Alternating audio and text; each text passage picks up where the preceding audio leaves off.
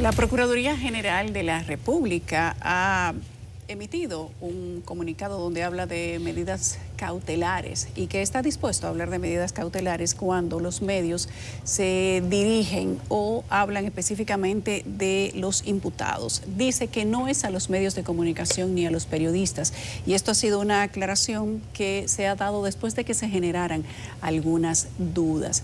He invitado esta noche a Percio Maldonado, presidente de la Sociedad Dominicana de Diarios, para que hoy hable con nosotros sobre este y otros temas, pero empezando por qué es la libertad de prensa en República Dominicana y si ciertamente vivimos en una verdadera libertad de prensa o una democracia de medios de comunicación.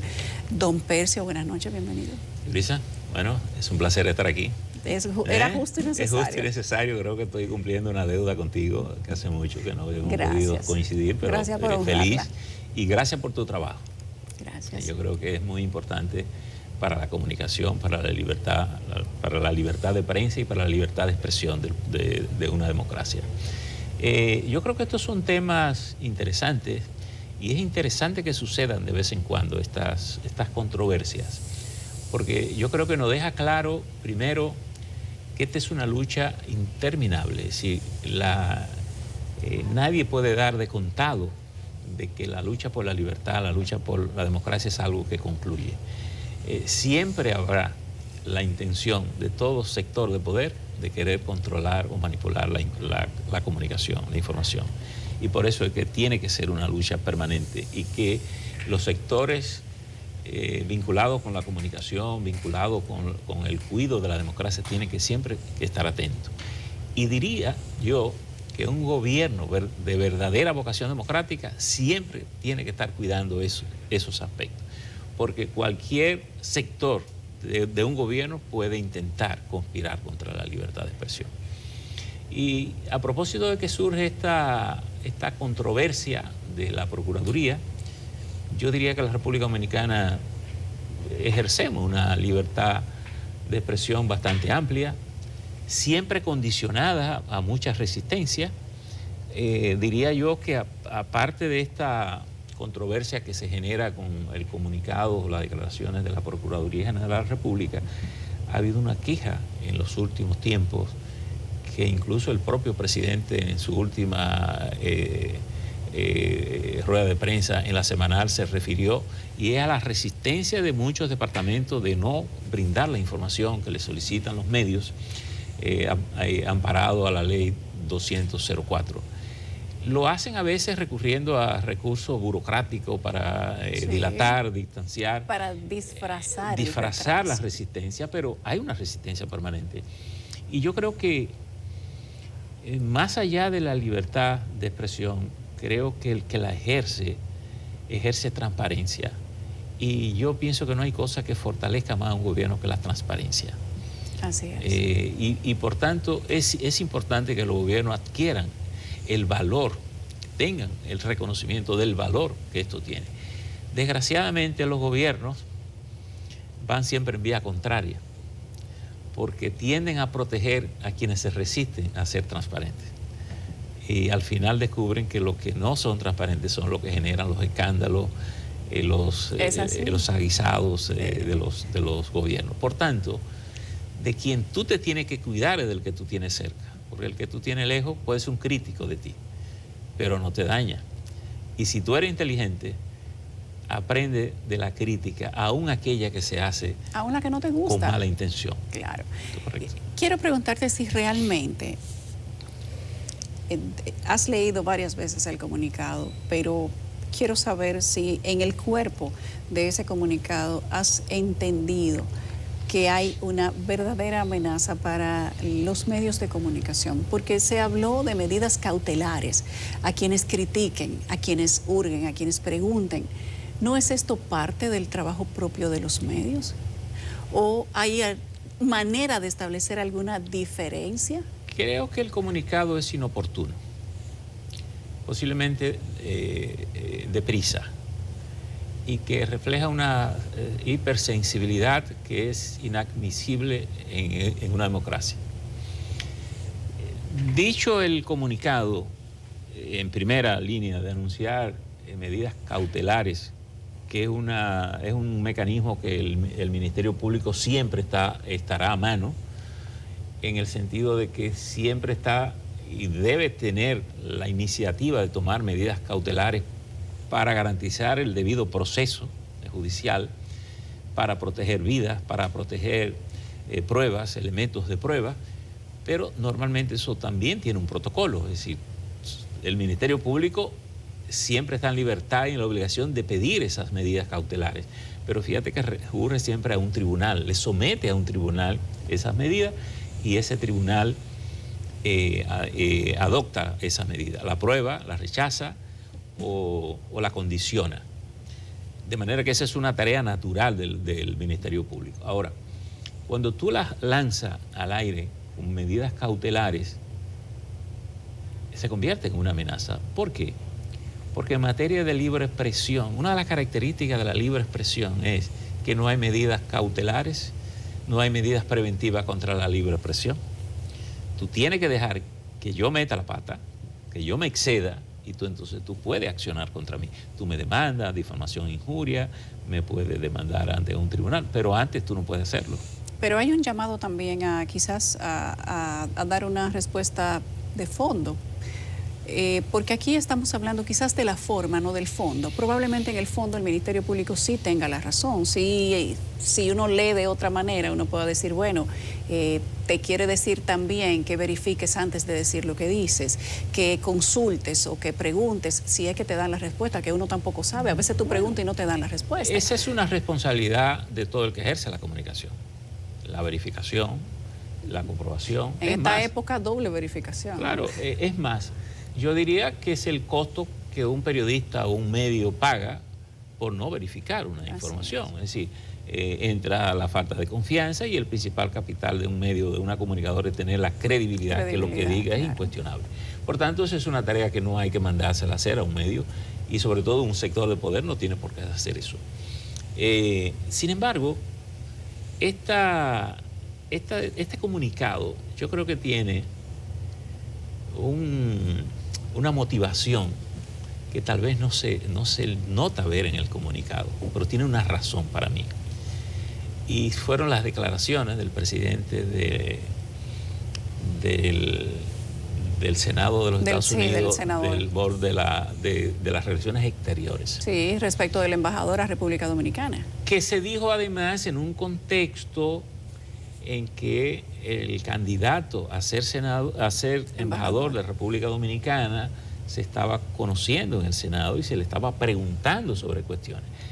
Esos temas giraron en torno a Haití, muchos de ellos giraron en torno a Haití, y generaron ese comentario de este senador diciendo que República Dominicana, la lucha contra la corrupción tenía un cierto sesgo, de político, que solo miraba hacia la oposición y no a los actores actuales. Y yo creo que eso motivó, porque de hecho se da la impresión de que lo que dijo el senador es producto del lobismo.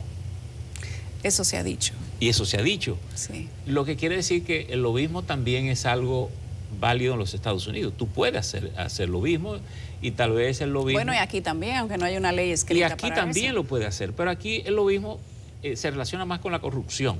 Sí. En Estados Unidos el lobismo es que tú gestionas, convencer a ciertos sectores en el Congreso de la conveniencia o no de aprobar o no aprobar una ley, de motivar una reacción. Y yo creo que esas declaraciones fueron las que preocuparon esencialmente el área del Ministerio Público acá. Y fíjate una cosa interesante, el Ministerio Público, que lleva los casos de corrupción, ha comenzado a implementar unas modalidades que no son propias de la cultura judicial dominicana, que son de los arreglos en los procesos judiciales. Bueno, las delaciones premiadas, hasta de codinome se está hablando aquí, un término que es brasileño. Claro, entonces lo que te quiero decir que todas esas modalidades que el Ministerio Público está ejerciendo, tú pudieras decir, bueno, a lo mejor están basados en la ley, están basados en una cultura externa, como es en los Estados Unidos, que es donde más se conoce. Pero todas esas cosas el Ministerio Público no puede entender que la gente lo tiene que asimilar como algo válido. Así es. Porque en el mundo jurídico, en el mundo periodístico, el ciudadano de a pie, como dirían, tiene el derecho a cuestionarse si alguien que se involucra en un proceso de corrupción, devolviendo una parte de lo que se ha robado, tiene el derecho de quedar libre. Es decir, yo creo que es un derecho que la gente tiene de cuestionarse eso. Y el Ministerio Público no puede sentirse molesto porque alguien cuestione eso. Hay un cuestionamiento muy serio al tema de los acuerdos y a que personas que estuvieron vinculadas a actos serios de corrupción que fueron los que sacudieron de inicio el país para todo el proceso que se ha llegado hasta al punto en el que tú y yo estamos discutiendo. Estas personas, la mayoría del sector privado, no hayan tenido consecuencias que se establecían en la ley. Y que dentro del proceso penal se establecen además que debieron declararlos culpables, que aceptaran una condena, que la devolución sea parte de esa condena en un proceso que se llama penal abreviado. Y se cuestiona que estas personas no hayan pasado por ese proceso y que ni siquiera la licencia de proveedor al Estado haya sido condicionada.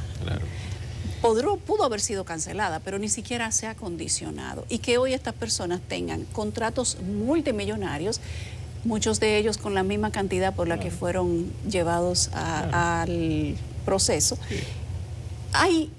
¿Tiene la prensa el derecho de cuestionar este tipo de cosas o no? La prensa y cualquier ciudadano, cualquier abogado en ejercicio, cualquier ciudadano, porque... Y aquí hay una cosa importante. La libre expresión no es de los periodistas ni es de los medios. Es de la condición humana. Exacto. Es decir, tenemos libre expresión porque somos seres humanos. Por tanto, no es el periodista el que tiene libre expresión, no es el medio de comunicación que tiene libre expresión. El medio de comunicación ejerce la libertad de prensa, es decir, poder publicar todo. Pero hablar, y por eso la libre expresión no puede tener medidas cautelares. Tú no puedes decir, bueno, tú estás impedido de referirte a ese tema. ¿Cómo que yo estoy impedido? Yo soy libre de decir lo que yo quiero. O sea, hay temas que son... a costo de mi consecuencia. Condicionados. Claro. En materia de derecho de libertad de expresión, no puede haber medidas cautelares, puede haber consecuencias. Si usted ejerce su labor de una manera incorrecta. Claro, que yo digo algo que a ti no te guste, que tú sientas que yo te he ofendido, tú me puedes demandar y un tribunal me juzga. Si me considera culpable, hasta me condena. Incluso, una cosa interesante, en Estados Unidos no hay ley de regulación de la libre expresión. Así es. Ni se permite constitucionalmente que se haga.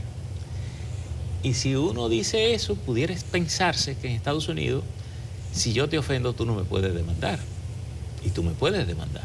Ahora, acuérdate que el derecho estadounidense es más basado en el derecho consuetudinario, basado en la costumbre, y no como en el caso de nosotros, que nos guiamos más por los códigos franceses, el tema de las pruebas. ¿Qué se verifica? ¿Qué verifica un tribunal en el sistema judicial de Estados Unidos?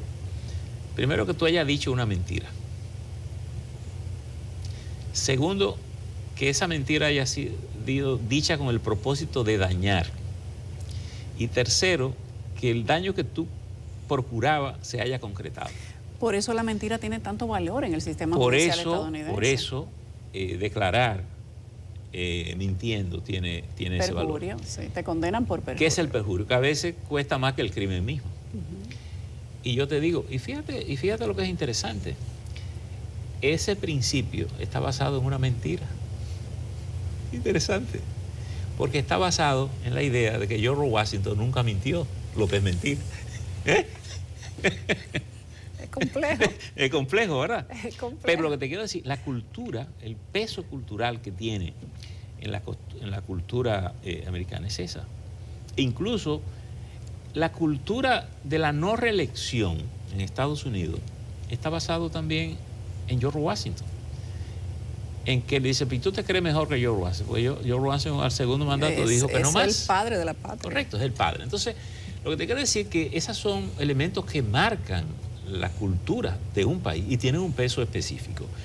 Todos estos procesos que nosotros estamos viviendo y que de alguna manera lo estamos replicando de la cultura americana, por ejemplo, de estos arreglos con tribunales, tienen un riesgo, si no son bien llevados, que pueda prostituir el sistema.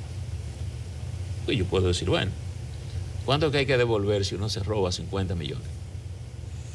Entonces, déjame robarme 500 millones para cuando devuelvas 50 millones me quede la diferencia. Me quede la diferencia.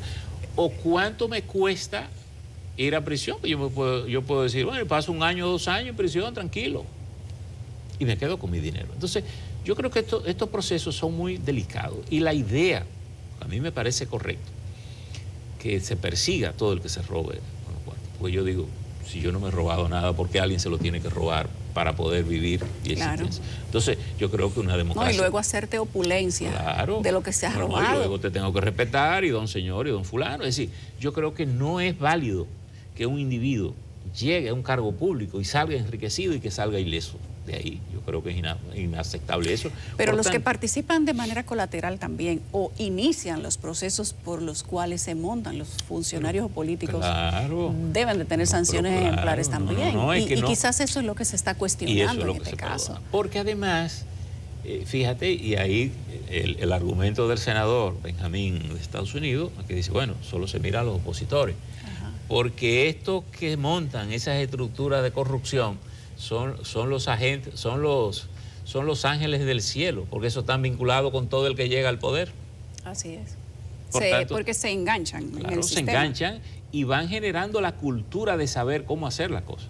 Posiblemente lo que salieron exonerados aquí ahora, lo que están calculando, ¿de qué manera van a forma perfecta si no de mejorar el sistema? Si no es que están enganchados en otro tipo de sistema también. Entonces, yo creo que el comunicado, un poco para concluir con lo del ministerio, yo creo que han mostrado una hipersensibilidad inaceptable en una democracia, porque en una democracia tú estás sujeto, sobre todo el funcionario público tiene que estar sujeto al cuestionamiento público.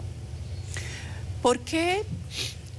Te voy a poner un poco más para lo profundo. ¿Por qué desde este punto de vista que todos conocemos, que quizás padecimos con administraciones anteriores, de querer callar la prensa, de cuando tú hurgas donde no quieren que se hurgue, en vez de dar una respuesta técnica o ejecutiva, te mandan a decir prácticamente de forma de amenaza de que usted no puede buscar ahí? ¿Por qué esto puede encontrar en personas de medios tradicionales que tal vez fueron víctimas en el pasado? ¿Por qué puede encontrar un apoyo en este tipo de personas? Me llama la atención. Bueno, yo creo que... ¿Por qué pueden encontrarse bien que esto se haya dado? Para decírtelo de otra manera. Yo pienso que el poder amarra de muchas maneras.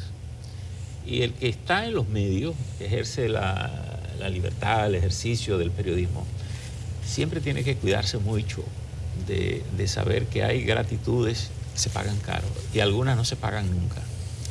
Entonces hay que saber distinguir aquí el tipo de vínculo que tú puedes establecer con sectores de poder. Y es difícil, la tarea es difícil, pero es necesaria. Es una tarea de todos los días. Pero es necesaria. Porque normalmente cuando tú te involucras demasiado con los sectores de poder, te limita tu capacidad crítica. Si tú haces muchos negocios con los sectores de poder, también reduce tu capacidad crítica de poder hacerlo. Y el sentido que tiene el ejercicio de un periodismo independiente es que tú tengas la capacidad de cuestionar. Y no estamos aquí hablando de insultos, no estamos aquí hablando de desconsideraciones, es decir, de cuestionar. Estamos hablando del ejercicio formal de la profesión. El ejercicio profesional del periodismo, en que tú puedas cuestionar, tú puedas preguntar. Y además, yo creo que tiene que tenerse la conciencia en el plano de la política del valor que le agrega el cuestionamiento de un periodista al ejercicio del poder. Y ahí donde que yo creo que tenemos el gran déficit. La clase política no ve un valor en eso, sino ve una pérdida en eso. Sí, ve un reto. Ve un reto, ve un desafío, porque al final se protege al niño malo y no al bueno. Entonces, con quien se pelea el sector de poder es con el medio o con el periodista que cuestiona, digamos, el proceso que pudiera tener algún nivel de cuestionamiento. Porque cuando un gobierno pasa el sedazo de la opinión pública, yo creo que eso es lo que lo hace fuerte. Aquí hay, en la sociedad, hay una especie de confusión, lo voy a manejar como una confusión, porque quiero saber qué tú opinas, de que el medio que habla o que publica datos que investiga por sí mismo, que obtiene o que comenta de otro medio, está haciendo un uso incorrecto en contra de la moral de esa persona. Es como si se viera que quien está mal es quien descubre lo mal hecho y no quien hace lo mal hecho. Bueno, yo creo que eso tiene de alguna manera una relación con y te lo digo por los programas de investigación. Sí, con esa falta de interés. Por ejemplo, yo he dicho, si yo fuera gobierno, yo fuera aliado de todo lo que investiga, posiblemente yo le daría los papeles. Donde está la punta del iceberg. Sí, exacto. Correcto. Porque de la única manera que tú puedas ayudar a un gobierno es diciéndole la verdad, mostrando quién está haciendo el daño. Y si no, es muy simple, toma gobiernos tras gobierno. ¿Por qué la mayoría de los gobiernos terminan mal? Y tú te preguntas, ¿y quiénes los dañan? El circulito que está cerquita, el que está cerca, el que trafica, el que hace el negocio, el que hace las operaciones. No es el periodista que lo daña, no es el medio que publica la investigación que lo daña. Ese lo ayuda. Y sin embargo, ahí donde yo creo que, insisto, tenemos el déficit, porque la clase política, el sector empresarial, no ve un valor en eso, ve un daño. Porque el sector lo que entiende es que tú lo estás dañando, que tú estás contra ellos, tú estás publicando esas cosas. Pero hay un tema cultural en esto, de que cierto grado de corrupción está aceptado, como aquello de que el 10% era legal. Bueno, pero eso tiene que... Pero el límite se ha ido como extendiendo. Acuérdate que cuando el delito se hace frecuente, pierde fuerza. Se convierte en una costumbre. Se pierde fuerza porque ya a ti no te da vergüenza que piensen que tú te robaste algo, tú lo que necesitas es robártelo. Cuando se hace casi una cultura a la corrupción, yo necesito que tú tengas algún nivel de influencia porque yo dependo de ti, mi negocio está contigo, por tanto yo necesito que tú entres y por tanto yo soy el mecanismo que tú usas para hacer otra cosa. Es decir, yo creo que esta es una sociedad que necesita moralizarse y posiblemente el mundo de hoy necesita moralizarse. Hay una crisis de liderazgo a nivel planetario, evidente. Europa lo muestra, Estados Unidos lo muestra, América Latina lo muestra enormemente, en unas situaciones verdaderamente inciertas. Tenemos muchas situaciones inciertas. Hay muchas situaciones Correcto. inciertas. Entonces, tú dices, bueno, un liderazgo es aquel liderazgo que prevé, que cuida, que tiene márgenes, que promueve valores, que protege cosas. Y te diría, como dijo el Papa Juan Pablo II en una ocasión que le preguntaron sobre la perfección. Él dijo, la perfección no existe, solo es de Dios. Y el hombre, mientras más la busca, más se aleja de él. No hay un Estado perfecto, no hay un gobierno perfecto, pero tiene que ser un gobierno que busque cada vez los mejores valores, que se apoyen los mejores valores para poder bien gobernar. Y yo creo que el que haga eso siempre va a salir bien. Percio, estuviste en el conocimiento, el análisis de la famosa ley del DNI, que está, digamos que pausada, aprobada, pero pausada, que se espera que tenga, que sea de público conocimiento y que se empiece a usar pronto. De hecho, esa comisión que tú encabezaste y que representaba los medios de comunicación, debió dar algunas respuestas en su momento. Y quiero que al regreso de la pausa nos digas qué se evaluó, qué evaluaron ustedes en la ley del DNI, si hay preocupaciones en la sociedad de prensa de que haya intención a futuro de limitar lo que puedan decir los medios de comunicación y establecer consecuencias para crear una especie de mínimas mordazas o empezando por ahí.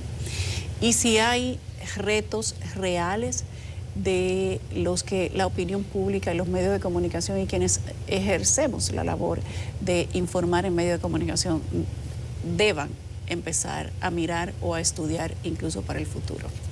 Como tú eres cibaeño igual que yo, te voy a dar una gabela del Cibao. Hablamos tras la pausa. Hablamos de medios, ley de prensa, ley del DNI, comunicado del Ministerio Público y si hay o no realmente retos que tenga la sociedad dominicana que poner en perspectiva para los medios de comunicación y los que ejercen o ejercemos la labor de informar todos los días. Si ciertamente vamos a entrar en arenas movedizas en el futuro, la ley del DNI, ¿en qué proceso está eso? Bueno, como sabes, esa ley fue cuestionada por la Sociedad Dominicana de Diario y por otros sectores de la Gracias a Dios. De la vida nacional. Hecho eso, pues el presidente tuvo la gentileza de llamarme y de proponernos formar una comisión para estudiar la ley. Nosotros señalamos básicamente 3 artículos, 9, 11 y 26, pero obviamente la visión de nosotros que es una ley que había que revisarla completa. Se abrió un diálogo y ahí incorporamos a Finjo, incorporamos el CONET, incorporamos Participación Ciudadana, Adora, incorporamos otras sociedades, otra gente de la sociedad civil y la parte del gobierno, que estaba constituido básicamente por el consultor jurídico y por el director del DNI, Luis, que es el que dirige digamos, Soto. El director del DNI sí, actualmente. El director del DNI actualmente. Ellos dos con nosotros. En la primera conversación que tuvimos en el Listín Diario, a sugerencia del propio consultor jurídico, se formó una comisión para formar una comisión con 4 abogados. Ellos designarían 2 y nosotros 2 para hacer una revisión técnica de la ley. Técnica quiere decir verificar que la ley estuviese dentro del marco constitucional, que es el propósito de nosotros. Eso se hizo. Esos abogados se reunieron, hicieron un levantamiento, hicieron un documento, nos presentaron el documento y esa comisión con los abogados, la Sociedad Dominicana de Diario, que está Aníbal de Castro, Manuel Tapia y quien les habla, y el consultor jurídico y el director del DNI, nos reunimos con los abogados para verificar lo que habían hecho, discutir algunos temas allí y entonces llevar a la comisión amplia un documento que fuera posible debatir. Eso ha tenido algunas contradicciones, sobre todo con la parte oficial, y hemos estado afinando esos puntos. ¿Cuál es la mayor contradicción que ha encontrado? Criterios diferentes en que si esta cosa debe decir esto, debe decir aquello, palabras a veces, términos de palabras, y hemos tratado de conciliar eso, limpiar eso. Porque para nosotros, desde que cuestionamos la ley, entendemos que la ley está fuera de la Constitución. Lo primero que hace es que se saltan al juez. Y si usted se salta al juez, se salta a la Constitución. Yo creo que para nosotros es muy simple y para que la gente lo entienda, es muy simple eso.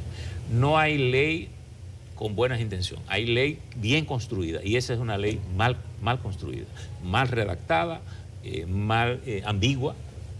Se ha conversado con el presidente con ese tema también. El presidente ha dicho que está de acuerdo a aceptar que se haga un acuerdo. Yo he dicho más, el presidente no merece dejar una ley como esa, un gobierno democrático, de su origen democrático, no merece que hacerlo y tenemos que ayudarlo para que él no deje una ley de esa naturaleza. Una ley que puede tener un cobro incluso histórico, porque hay errores que se dejan sentados y que se pagan después. Y yo creo que en un régimen democrático eso es una ley que no debe estar. El expresidente de la Tribunal Constitucional, Mito Ray, bueno, a ustedes mismos, creo que en una conversación aquí le dijo que eso era una ley de tufo dictatorial. Sí. Estamos hablando de un hombre que sale 10 años de ejercicio del Tribunal Constitucional, aparte de toda su cultura jurídica. La ha cuestionado la Sociedad Interamericana de Prensa, la ha cuestionado, la sigue cuestionando. Pienso que va a ser un tema en Argentina, que vamos en septiembre a hacer la asamblea de la CIP allá. Sé que es un tema que va a estar pendientes ahí. Y es una pena porque el país ha sacado muy buena nota en la encuesta de Chapultepec sobre la libertad de expresión. Yo creo que es un mérito que el gobierno tiene, que hay que reconocerle, que ha salido muy bien con el respeto a la libertad pública. ¿Por qué dañarlo? No le veo sentido, no tiene sentido ni político, ni institucional. Y yo creo que creo que el país necesita una ley que organice el sistema de investigación del país como un Estado moderno, la necesita, pero no necesita hacer una ley como esa para tener una buena ley, y es lo que estamos diciendo. Y nuestro interés es ayudar al gobierno a mejorar esa ley. Y nuestra esperanza es, los abogados están ahora dando unos toques finales en las últimas observaciones que hicimos, de que cuando nos volvamos a encontrar podamos llegar a algún tipo de consenso para ir a la comisión más amplia a ponernos de acuerdo. Porque la otra salida es que si no nos ponemos de acuerdo, no habrá consenso, porque la Sociedad Dominicana de Diario no va a hacer un consenso fuera de la Constitución, con ningún propósito, y seguiremos luchando contra la ley en los escenarios que sea necesario. Hay varios recursos en el Constitucional de esa ley. Vi que el Tribunal Constitucional dejó por lo menos uno en estado de falla en estos días. Ojalá que el Constitucional diera una decisión que se vuele la ley y la comenzamos a hacer de nuevo. A lo mejor el camino es más corto. Más corto puede ser. Si eso ocurriese, nosotros tenemos un proyecto para ayudar al gobierno también a hacer una buena ley, se lo podemos dar y el gobierno lo puede revisar. Pero lo que quiero decir, hemos tenido la pausa porque estamos trabajando, pero nosotros no hemos soltado el tema, ni lo vamos a soltar tampoco como Sociedad Dominicana de Diario. Creemos que es una ley ambigua, y toda ley ambigua es una ley peligrosa, porque está sujeta a la interpretación, sobre todo del poder. Y de quien la administra. Y de quien la administra. Es complicado. Pero tengo la esperanza de que vamos a llegar a un acuerdo posible que meta la ley en la Constitución. Y yo quiero insistir en eso, porque a veces se quiere insistir en que la ley es constitucional, y para mí no es constitucional. Es inconstitucional. Para mí es inconstitucional, es contraria a los mandatos constitucionales. Usted no puede, es más, la ley toca aspectos que el Tribunal Constitucional ya ha decidido, lo que parece absurdo. La hace inconstitucional, tan solo doblemente por eso. Inconstitucional. Tan solo por eso. Correcto. Percio, los medios emergentes, ahora hay una especie de ola de medios digitales. Todo el que tiene un YouTube entiende que es un medio de comunicación y trata de hacer sus propias reglas. Se ha hablado del desprestigio de los medios en materia de manos de personas no preparadas o que tienen cualquier tipo de preparación pero que se mal utiliza o su preparación o la intención que se tiene, y se habla de que estamos involucionando en materia de lenguaje, de comunicación, de traducción, de una lección tan básica de comunicación 101 como la confirmación de lo que se dice, y sin embargo este tipo de medios está proliferando. ¿Qué piensa la Sociedad Dominicana de Diarios como miembro de la CIP? ¿Qué piensas que está pasando y qué se puede hacer para mejorar la calidad de lo que se está dando en este momento, no solo en redes sociales, sino en cualquier tipo de plataforma digital que pareciera que en vez de restar van a aumentarse? Hay varios temas aquí. Primero, la tecnología ha explosionado, ha hecho posible todo eso. Y por tanto, es impensable pensar que vamos a vivir sin esa realidad. Ahora, creo que ha mencionado un tema de contenido, que a veces, creo que es para lo que estamos educados de otra manera, raya en las vulgaridades, evidente, en lo inaceptable, evidente en medio, porque hasta los contenidos tienen horas en que se deben pasar. Y yo creo que eso, más que a la tecnología, depende a las reglas que hemos establecido socialmente como gobierno. Y eso no comenzó con la internet, comenzó en la radio. Sí. A tolerar vulgaridades en la radio. Por razones políticas, si tú decías la vulgaridad y tú estabas conmigo, yo no te lo toleraba. Hasta que eso se fue haciendo fuerte. Hoy ya ha aparecido hasta en la televisión. Parecen palabras a televisión. Y obviamente las redes, que la gente cree que tiene toda la libertad, lo que no es verdad. Hay reglamentaciones para eso. ¿Cómo lo trató la Sociedad Interamericana de Prensa? La Sociedad Interamericana de Prensa produjo lo que se llama la Declaración de Salta, que fue en su reunión en una ciudad argentina y hizo esa declaración sobre la Internet. Y establece como principios generales, primero, que el tratamiento a la difusión de noticias tiene que tener el mismo tratamiento que tú tienes en este programa, en la televisión, o tienes en el periódico, o tienes en la radio. Es otro medio más de expresión que tiene. Y que por tanto tú no puedes castigarme más duro si yo te insulto en redes que si yo te insulto aquí en este programa. Debe tener la misma pena.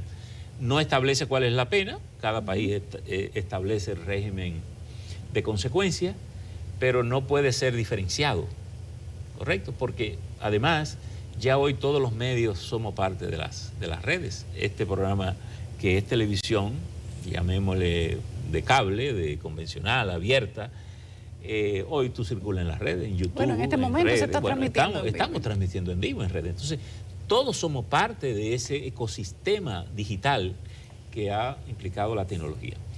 Nosotros, cuando digo nosotros, me refiero a la comisión. El presidente de la República designó una comisión a propósito de unas controversias que surgieron con unos proyectos que surgieron en el Congreso, que se llamó la Ley Mordaza, la intención de la Ley Mordaza.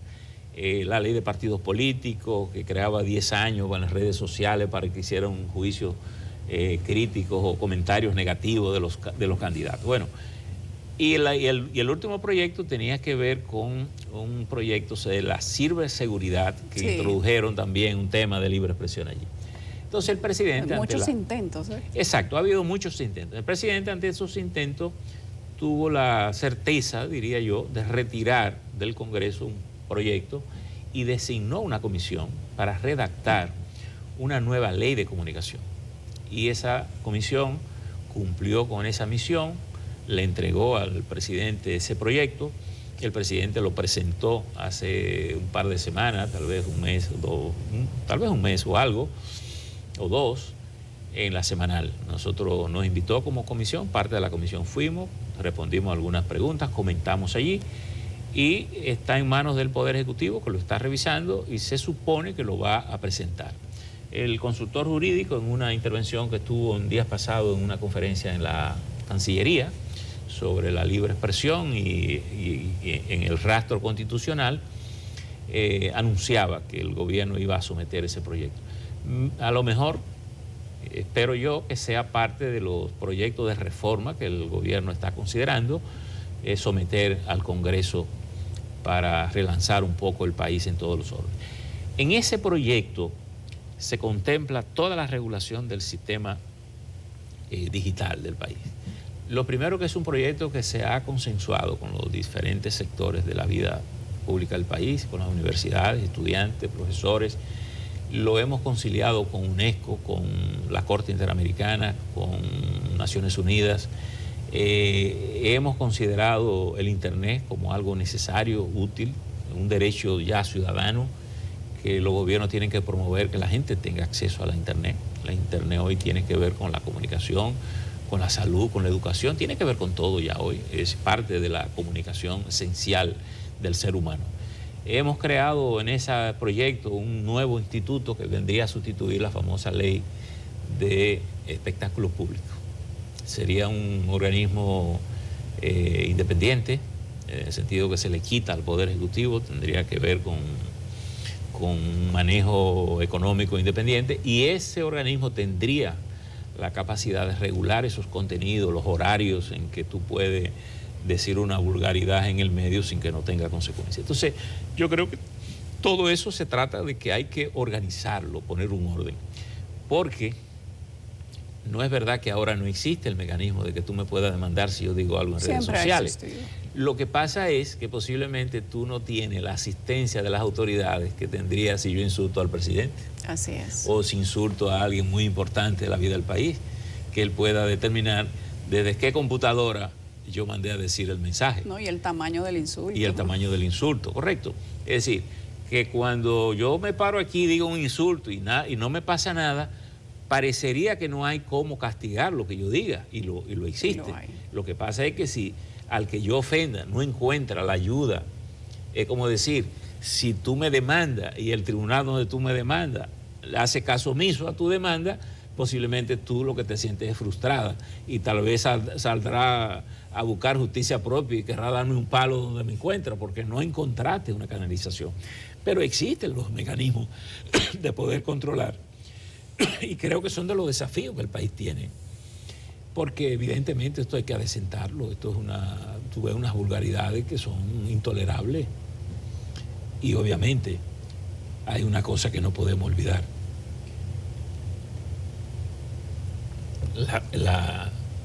El compromiso de la educación, porque yo creo que en el fondo cada quien da lo que tiene dentro.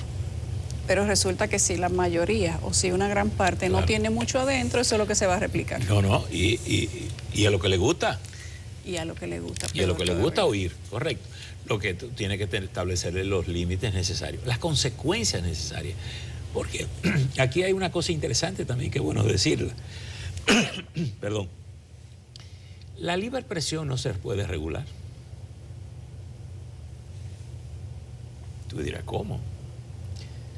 Bueno, la libre expresión como tal, en el sentido estricto de la palabra, no puedes regularla. No se puede regular. Lo que yo genero son consecuencias. Sí, consecuencias, sí. Establezco esos límites, pero yo soy libre de decir lo que a mí se me ocurra. Claro, nadie puede ir a decirte, espérate, porque no sabe lo que vas a decir. Y por eso lo de la Procuraduría llama la atención, porque dice, una medida cautelar es que tú me digas que yo no me puedo referir a una decisión del Ministerio Público. O lo que usted piensa decir respecto de algo que yo estoy haciendo, cuidado con decirlo. Cuidado, y tú dices eso. Entonces, lo que te quiero decir es que la libertad de expresión no se regula, no hay forma de regularla, ni siquiera en la dictadura, que yo pudiera decir en una dictadura, aunque me mate. La dictadura lo que establece es consecuencias fuera de los límites. Fuera de los límites. Así es. Pero en términos jurídicos, yo lo que hago es establecer consecuencias si yo transgredo los límites establecidos.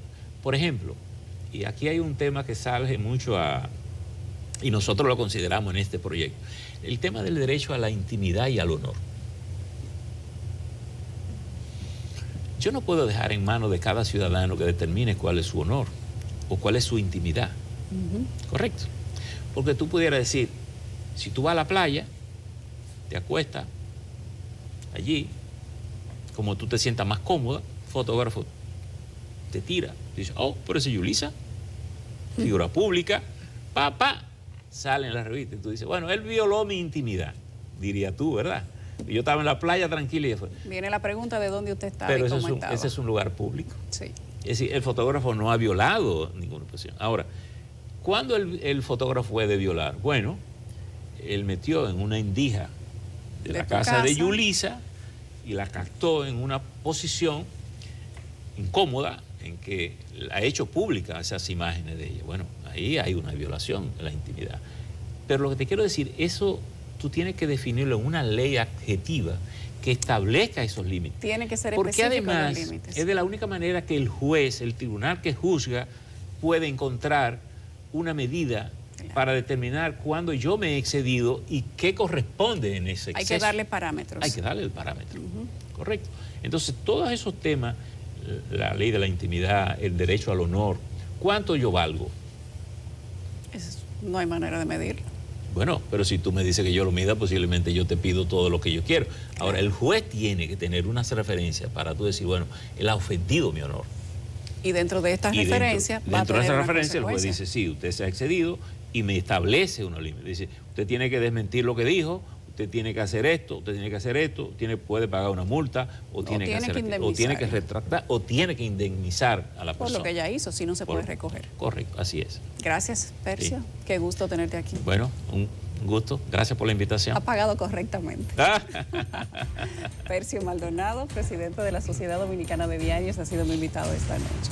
Ahora nosotros vamos a la pausa para luego pasar a nuestros estudios de CDN con Jordi Veras, quien nos tiene un resumen de todo lo que ha ocurrido en las últimas 24 horas en la zona norte.